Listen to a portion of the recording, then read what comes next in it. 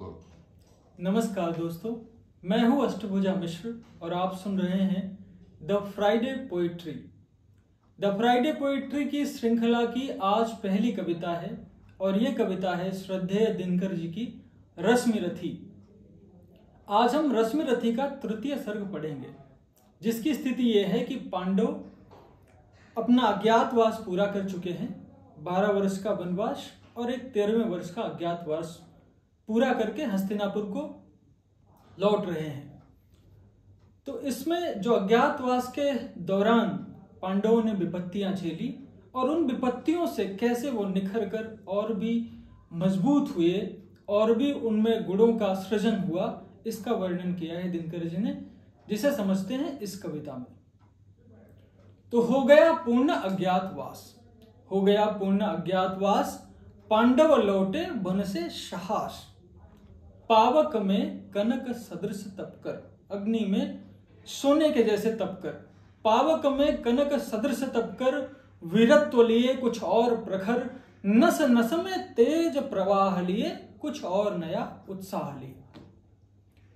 और सच है, विपत्ति जब आती है कायर को ही दहलाती है। सूरमा नहीं विचलित होते, क्षण एक नहीं धीरज खोते, विघ्नों को गले लगाते हैं, कांटों में राह बनाते हैं। है कौन विघ्न ऐसा जग में, मुख से न कभी उफ कहते हैं।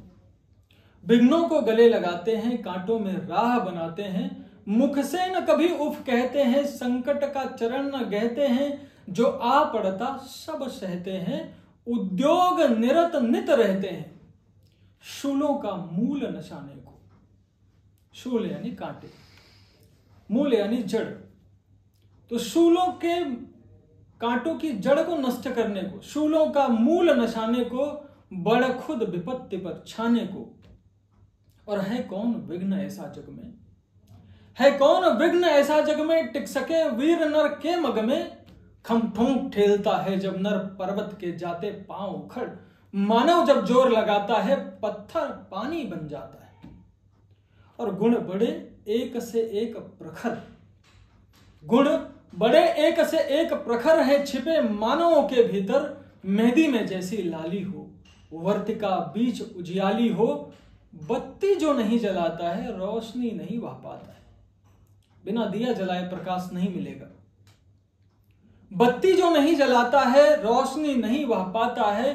पीसा जाता जब इक्षु दंड, बहती रस की धारा अखंड। इक्षु दंड यानी गन्ना। तो पीसा जाता जब इक्षु दंड, बहती रस की धारा अखंड। मेहंदी जब सहती है प्रहार, बनती ललनाओं का श्रृंगार। जब फूल पिरोए जाते हैं हम उनको गले लगाते हैं। और वसुधा का नेता कौन हुआ, इस पृथ्वी का नेता कौन हुआ, वसुधा का नेता कौन हुआ, भूखंड विजेता कौन हुआ, अतुलित यश क्रयता कौन हुआ, नवधर्म प्रणेता कौन हुआ। जिसने न कभी आराम किया, जिसने न कभी आराम किया, विघ्नों में रहकर काम किया। जब विघ्न सामने आते हैं, जब विघ्न सामने आते हैं, सोते से हमें जगाते हैं। मन को मरोड़ते हैं पल पल, तन को झझोरते हैं पल पल। सतपथ की ओर लगाकर ही जाते हैं हमें जगाकर ही। वाटिका और वन एक नहीं, जंगल और उद्यान एक नहीं है।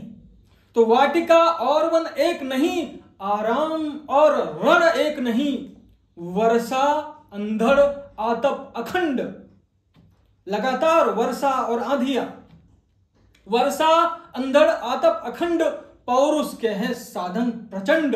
वन में प्रसून तो खिलते हैं, बागों में शाल न मिलते हैं। वन में पुष्प मिल जाएंगे पर बगीचे में शाल के वृक्ष नहीं मिलेंगे।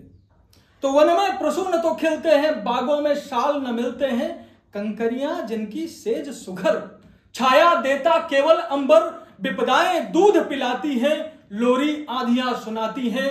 जो लाक्षा ग्रह में जलते हैं वे ही सूरमा निकलते हैं। और बढ़कर विपत्तियों पर छा जा, मेरे किशोर मेरे ताजा। जीवन का रस छन जाने दे, तन को पत्थर बन जाने दे। तू स्वयं तेज भयकारी है, क्या कर सकती चिंगारी। और वर्षों तक वन में घूम घूम, वर्षों तक वन में घूम घूम, बाधा विघ्नों को चूम चूम, सह धूप घाम पानी पत्थर, पांडव आए कुछ और निखर। सौभाग्य न सब दिन सोता है, देखें आगे क्या होता है। इसके आगे हम सुनेंगे अगले सर्ग में। धन्यवाद।